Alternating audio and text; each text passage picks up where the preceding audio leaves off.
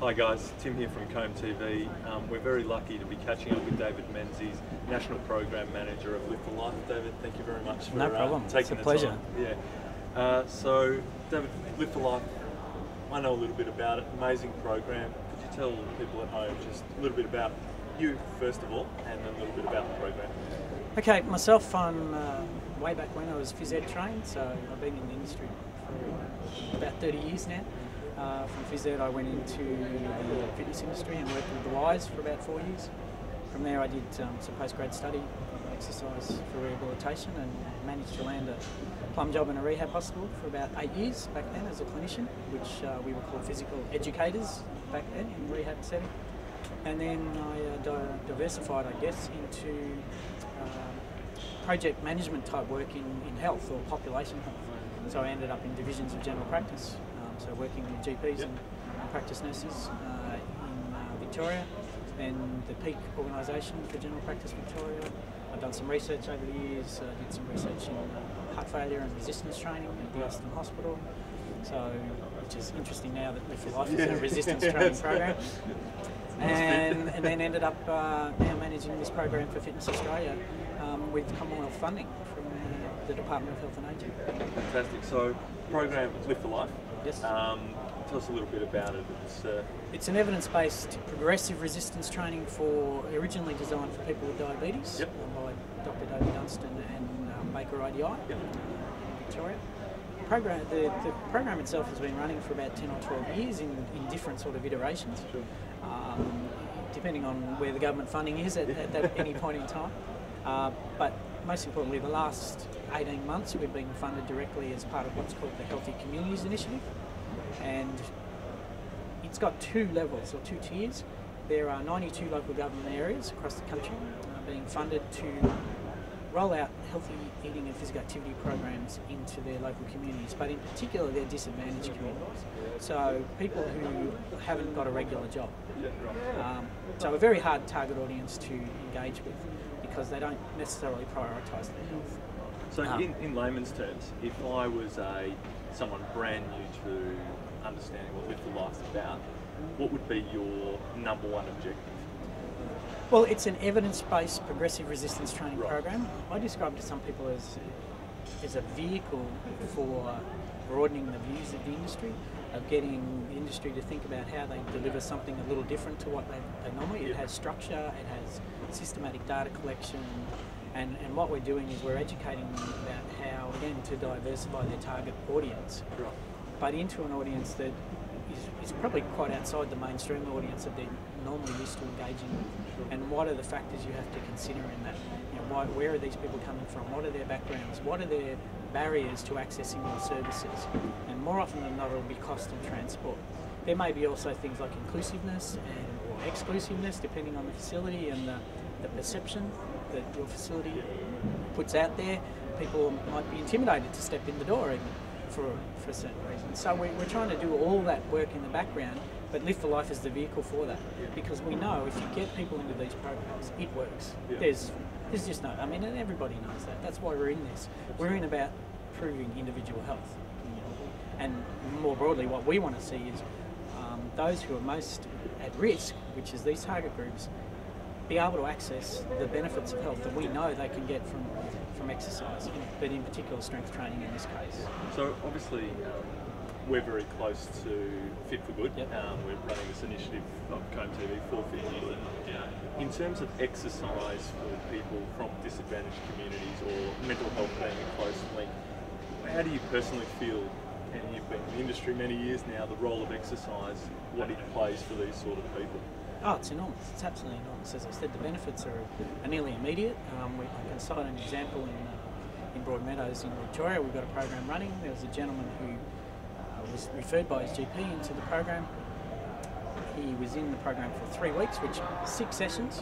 When he first started the program, he couldn't get off the floor and he couldn't lift his arm above his head. Within 3 weeks, he could do both of those. Now, you think about the impact that has on someone's quality of life. Imagine how fearful you would be if you actually happened to fall on the floor and knew you couldn't get up again. And if you were isolated, don't even think like, we don't think like that because it's not in our realm of thinking. But for him, now he knows he can confidently get off the floor, and now he can actually read something on the shelf if he wants it. And that's just in 3 weeks. So we have no doubt that these sorts of programs... Isn't it? It's just an immeasurable change in the life of someone. And I think we have to focus on the small changes that people can make. Sure. Because for us, that's nothing, because we don't experience that level of deconditioning. But for them, it's enormous. It's absolutely enormous. So I think that's part of what we're trying to do too, is get people to shift their thinking. You know, you don't need to be able to bench press 120 kilos. You need to be able to lift your arm above your head, brush your hair, you know, get on and off a tram or a bus, because that means you're independent and you can go somewhere. Absolutely. So, and to get back to what you said about mental health, I mean, there's more than enough evidence, and a growing evidence base around the benefits of physical activity for mild to moderate depression, for improving self-esteem, lifting mood, doing all of those things. So again, we know that if we get people in, the complexity of all of this is, how do you get these people into programs? How do you build the rapport with them? How do you link with them? And so the work that we're doing, and particularly the work that Fit for Good are doing with the charitable organisations, is crucial, because we know by engaging with the charitable organisations, you're actually reaching these people. Yeah. Otherwise, they're not going to come to you. It's not build it and they will come. You know, you build this great facility, they'll go, no, what? I'm not going in there, give me a break. But if you engage with the people that they trust, sure. and you do things like potentially provide clothing, or they see that they've got new equipment down there, or they set up, I know Lisa's they're in the process, or have set up a gym in a housing commission area might be here in Sydney. Yep. Now people see that. And another one in Richmond actually starting in up. Melbourne, and they see that and they go, oh, hang on a minute, this is interesting. Yeah. Who's doing that? How's that happening?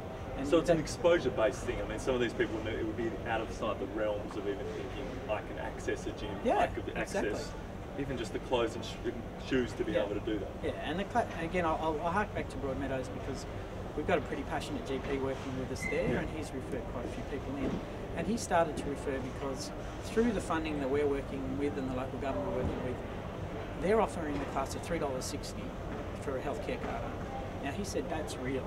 I can refer someone for that. Otherwise, I won't refer people to any sort of physical activity programs, because all they say is, Dr. Ralph, I can't afford it. And so he doesn't even bother bringing it in, because it just frustrates him and it frustrates me. So it's 100% now changed the game. You can actually offer something that is going to make significant change to these people's lives at the cost that they're actually now in the realms of their lifestyle currently, and hopefully as they get on and see the benefits, this will be an ongoing thing. So just before we wrap up, being fitness professionals around the show, obviously here at the Australian Fitness and Health Expo, is there anything that we can do to provide? Obviously Comb Athletic wants to get heavily involved with the clothing side of it and support the initiative, because we think it's actually phenomenal. Is there anyone here, if people want to get involved, what can they do?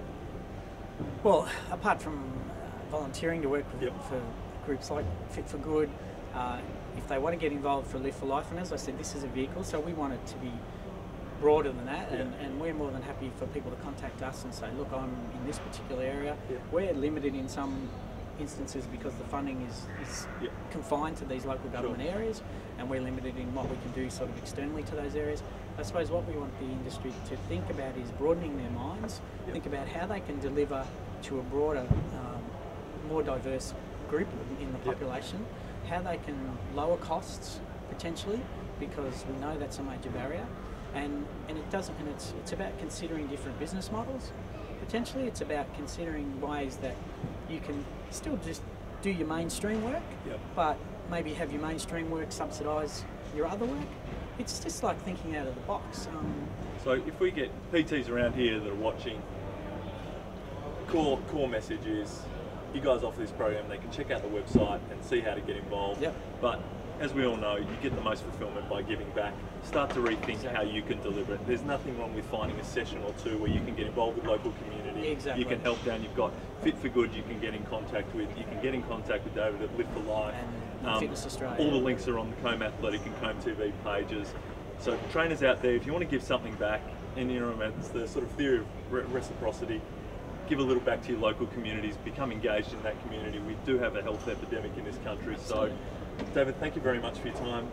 Just phenomenal work you're doing. Thank you for what you're giving back, actually. Thank you for the opportunity, and I just, my last point is to we're being told all the time as Fitness Australia that the industry wants to raise its credibility and wants to be recognised as being respectful. I mean, this is a key way you can do that, is to engage with the community and show, look, we can work much broadly than what we're currently working, and by doing that, you raise your, the community will look at you differently. General practice will look at you differently. The whole health sector will look at you differently, and all of a sudden, we're becoming players in the health system. Where at the moment, we're sort of sitting external to that, on a bit of an island on our own. Time to change the game. We've been talking about it for enough in this industry. It's time for action, everyone watching. Live for Life, check out the website, contact David, Fit for Good, check out the links on KombAthletic, get involved, guys. There's so many opportunities everywhere in this country. Thank you very much, David, for your time. Thank you. Much appreciated. Pleasure.